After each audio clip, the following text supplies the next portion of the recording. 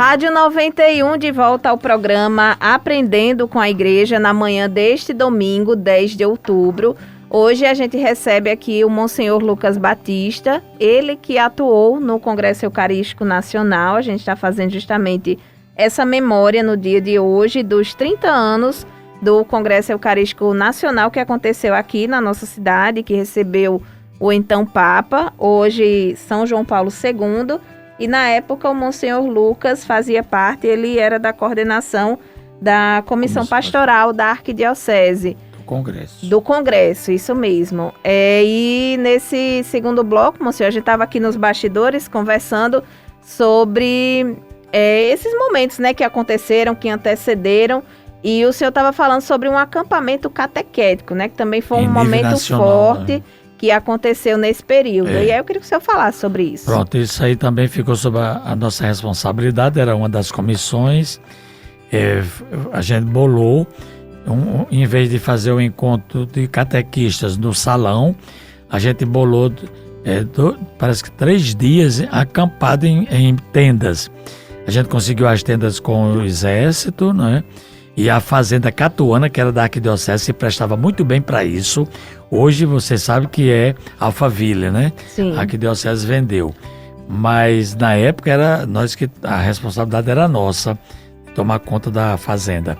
E eu levei o Circo da Folia, na época tinha o Circo da Folia, que era, aliás, o Circo da Cultura, sim. Que era da Fundação Zé Augusto. Uhum. Então o circo foi armado e lá dentro aconteciam as grandes palestras, né? Nós tivemos a presença de muitos bispos, né?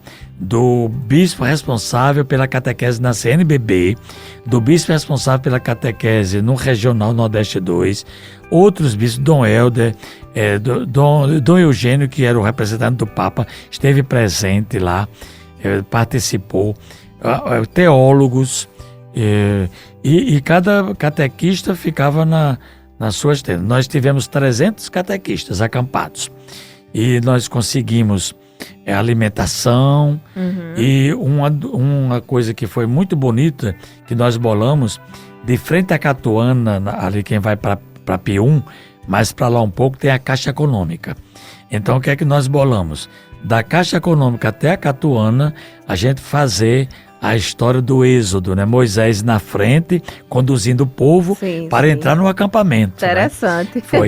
Aí a passagem do Mar Vermelho, nós fizemos com o Corpo de Bombeiro. Que legal. O Corpo de Bombeiro foi, aí jogava o jato d'água, não é? E os que representavam o povo da Antiga Aliança passavam por debaixo, né? Interessante. Então, e eu sei que isso foi um rebu aqui, porque ficou muito bem feito, né? E quando a gente entrou na Fazenda Catuana, que era justamente a terra da promissão, na hora caiu uma garoa aqui em Natal, que lembrou o maná do povo no deserto, não é? Então tudo isso Deus providenciou.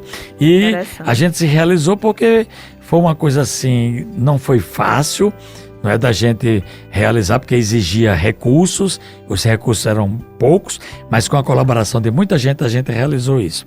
Eu fiquei muito feliz, pena que ficou só nesse primeiro acampamento. As dioceses vibravam, até diziam que iam levar, né, como exemplo, como modelo, mas eu não tenho conhecimento nesses 30 anos ter havido um segundo acampamento nacional de catequese. Eu participei da primeira semana catequética lá em Itaici, de outras semanas também. Nós fizemos muitos encontros e eu acho que eu queria deixar aqui essa sugestão, né, para a Diocese. São 2 marcos importantes do Congresso. As missões, que nós não podemos perder de vista, porque os leigos estão só esperando que a gente organize, e a catequese. E você sabe que a catequese é uma prioridade na igreja, né? É tanto que agora saiu um novo diretório publicado pelo Vaticano, né, pela Igreja, para todo mundo. E o bispo é o primeiro catequista, né? Os pais são os primeiros catequistas na família, e nós também somos os primeiros catequistas de nossas paróquias, e cada leigo que também é vocacionado para ser chamado a fazer esse trabalho de numa forma gradual e permanente, a gente formar o cristão, né? O fiel cristão leigo. Portanto, esses dois elementos assim, esses dois movimentos são da igreja desde o início até um dia que Jesus Cristo voltar. E a gente tem que investir muito. E a experiência do Congresso foi muito boa nesse sentido.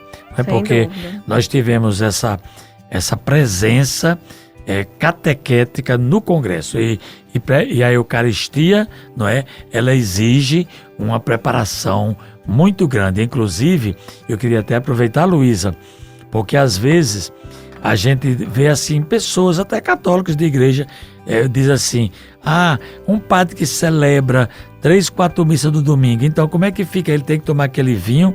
Aí eu queria aproveitar aqui esse encontro para dizer que não é vinho. Não é? A gente tem que se lembrar do mistério eucarístico que está ali presente. E a gente crê que naquela hora, aquele pão é transformado no corpo de Cristo e aquele vinho é transformado no sangue de Cristo. Então a gente tem que se lembrar que é o preciosíssimo sangue. Jesus está ali presente, corpo, alma e divindade. Então a gente tem que ter cuidado na nossa falação, da nossa explicação, porque muitos católicos às vezes não são preparados, eles não têm esse conhecimento, não é, teológico do que acontece na missa. Então, os elementos que são conduzidos, pão e vinho, tá certo, mas depois da elevação, depois da consagração, já não temos mais nem pão, nem vinho, mas sim o corpo e o sangue de Cristo. E isso é muito claro na catequese da igreja, e o Congresso despertou muito isso para esse aprofundamento, né, que os fiéis cristãos têm que fazer na sua vida e transmitir isso e demonstrar esse respeito, esse amor, não é? A gente não pode estar criando histórias com aquilo que é santo, com aquilo que é sagrado, com aquilo que é presença viva de Nosso Senhor no meio de nós, que Ele quis ficar de uma maneira tão simples, em 2 alimentos que era corriqueiro na época, o pão e o vinho, que era justamente os alimentos mais básicos de uma comunidade no tempo de Jesus. E aí, Monsenhor, a gente percebe que nesse período muitas atividades aconteceram antecedendo o Congresso. E aí, em espaço temporal, digamos assim, esse período de preparação foi o quê? 1 ano antes? Como é que foi a realização dessas atividades? 2 anos antes. 2 anos. Foi muito difícil pelo seguinte, porque quase ninguém queria se comprometer, né? Porque achava que era uma responsabilidade muito grande, do próprio clero mesmo. Nós não tivemos muita facilidade. Eu mesmo confesso que eu não queria ir. Agora Dom Costa foi, eu ia ajudar de outra forma. Aí Dom Costa falou assim, não, você vai ter que ir para a comissão. Eu digo, mas eu não tenho tempo, porque eu tinha muita responsabilidade, né? A gente, quando é novo, assume muita coisa. E também não tinha esses padres todos. Sim. Eu era coordenador da catequese na diocese, do ensino religioso, diretor do ITEPAM, da escola que preparava o professor, né, numa paróquia como a de Santa Terezinha, era de conselho, de muitas outras atividades. Então, como era que eu ia assumir um trabalho dessa natureza? Mas eu terminei aceitando. É tanto que nós tivemos, como assim, participando da comissão, Otto, Monsenhor Assis, Monsenhor Agnelli deu uma colaboração também, mas sem assumir uma comissão, Monsenhor Francisco Canindé, Dom Jaime, não é? Que era Monsenhor Jaime na época, e eu. De padres éramos somente nós. Dom Costa assumiu todo o secretariado, né? E Dom Alaí ficava na presidência, que era de honra, né? Era mais para a gente contar a ele como era que as coisas estavam e ele dizer sim ou não. Pois bem, então nós tivemos 2 anos de trabalho até chegar o dia do Congresso. De convocação de gente, de visitas, né? De acompanhar o que estava sendo construído, de preparação para as liturgias, de textos, não é? E eu queria dizer aqui uma coisa, na época, quando já estava perto, então, por exemplo, quem é que vai ser o comentarista do Congresso na hora das Sim. celebrações? E nós recebemos o padre Marini, Monsenhor Marini antes, que ele era o mestre de liturgia do Papa, e ele foi logo dizendo isso, olha, celebração com o Papa não precisa comentário. E você pode olhar qualquer missa na televisão que o Papa está, não tem nada de comentário, porque a gente gasta muito tempo com comentários nessas liturgias. Uma celebração de uma ordenação aqui é tanto comentário que a celebração dura 2 horas, com mais 1 hora de comentário, 3 horas de cerimônia. Para o Papa não tinha isso. E foi convidado Dom, que ele na época era Padre Aldo Pagotto, que depois foi eleito bispo, foi de Crato e depois foi a ser bispo de João Pessoa. E eu, não é que ficava ao lado, porque eu fiquei muito à frente de tanta coisa, então como eu conhecia tudo o que tinha acontecido, aí disseram que era bom também que eu ficasse, né? Mas aí recebemos logo esse tranca de Monsenhor Marinho. Mas uma sugestão que eu dei para a liturgia, que eu queria trazer aqui, porque foi muito interessante, viu? Não. Foi uma na missa do Papa, colocar 2 cantadores de viola para fazer a aclamação improvisada, conforme eles entendessem, sabe? Aí isso foi um rebu, porque quando eu dei a sugestão na comissão central, não houve acolhimento não. Como era que era possível colocar cantador de viola para o Papa? Aí eu fui mostrando a importância que nós estávamos no Nordeste, Natal. A gente tinha aqui na Rádio Rural cantadores de viola.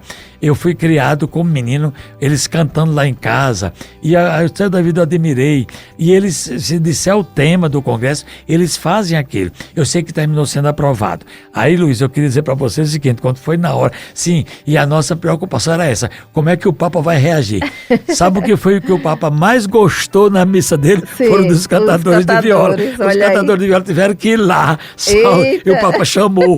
Aí eu fiquei felicíssimo, né? Pois é. Lavei a alma mesmo, como se diz. É representatividade, porque né? foi muito bem caracterizado e eles fizeram, não foi nada longo, a gente explicou para eles, e tudo improvisado e dentro do tema do congresso. Então eu queria trazer isso aqui, porque é uma recordação boa, não é? E que a gente deve valorizar mais a nossa cultura. Sim. O congresso deve ser enculturado também. Não é só uma coisa que vem de Roma ou que vem de outro país, como surgiu lá na Bélgica, naquele tempo, mas que tem que ser enculturado, não é? O Papa agora mesmo, Francisco, foi encerrar, não é, aquele lá em Budapeste, não é isso? Sim.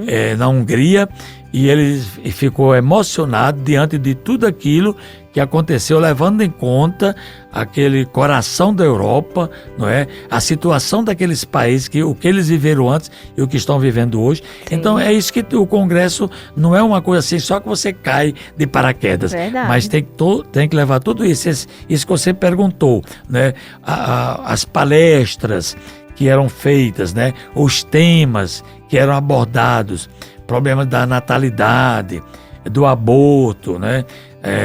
Da vivência do cristão, como é que o fiel cristão vive a Eucaristia no dia a dia. Quer dizer, tudo isso a gente discutiu, o clero todo reunido aqui em Natal, não é? Houve o encontro do Papa com o clero na Catedral, o clero do Brasil, não é? E a gente teve o encontro do clero do Regional Nordeste 2, que compreende os 4 estados, né? Rio Grande do Norte, Paraíba, Pernambuco e Alagoas. E os padres estiveram em peso. Foi uma coisa muito bem preparada, foram 3 dias. Então, foi uma riqueza o que nós aproveitamos do Congresso, em alegorias, em caminhadas. Fizemos 2 caminhadas grandes com os trabalhadores e com a família.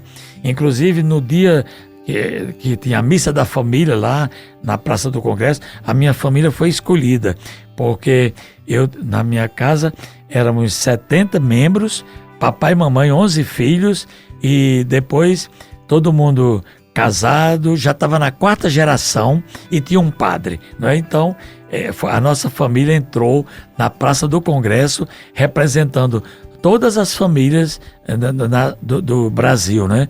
Naquele momento que era o Congresso Nacional. Então tudo isso é coisa que marcou. A primeira Eucaristia foi um acontecimento também, houve muita preparação em cada paróquia. Depois a celebração foi lá na praça. A crisma também, os bispos todo o Brasil crismando, não é?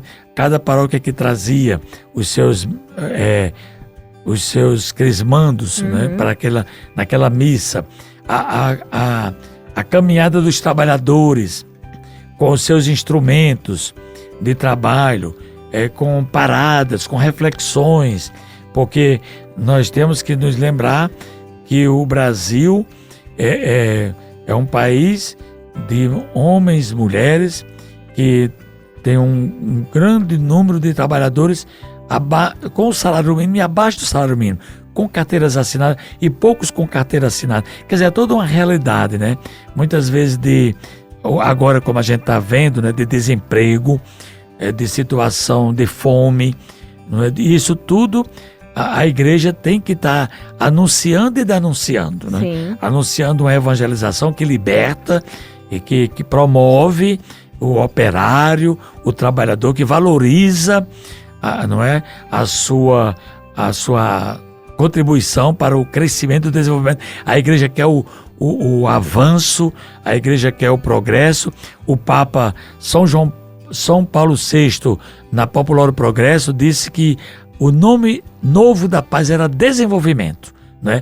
Na Popular Progresso ele escreveu isso, e a gente não pode deixar de valorizar esses temas, essas situações que às vezes é de exploração, de subjugação, de escravidão, e a gente tem que lutar para que o homem tenha vez, tenha oportunidade, ganhe com suor. A gente não pode alimentar essa fome, essa miséria e esse desemprego e esses pedintes na rua. A gente tem que fazer com que cada um seja sujeito da sua ação, seja respeitado, amado, querido, trabalhe, tenha uma profissão, tenha uma preparação para ele poder se sentir vocacionado, e assim também com os recursos, não é, que existem. O país é muito rico, não é? O Rio Grande do Norte. Então a gente tem que incentivar. O Congresso Eucarístico levava em conta essa realidade. Não é só traga a Bíblia, ou então vamos louvar, vamos rezar. Não, levava em conta a vida de família, a unidade, a indissolubilidade, a harmonia da casa, a construção, a formação e a educação dos pais com os seus filhos, e a vida do homem que está inserido numa sociedade dentro desse contexto. Sim, que a gente conhece aí da nossa realidade nordestina. É verdade. Monsenhor Lucas, a gente vai para mais um intervalo. O senhor permanece aqui com a gente, assim como você que está acompanhando o nosso programa pela Sintonia do Bem. Não sai da Rádio 91, a gente volta já já.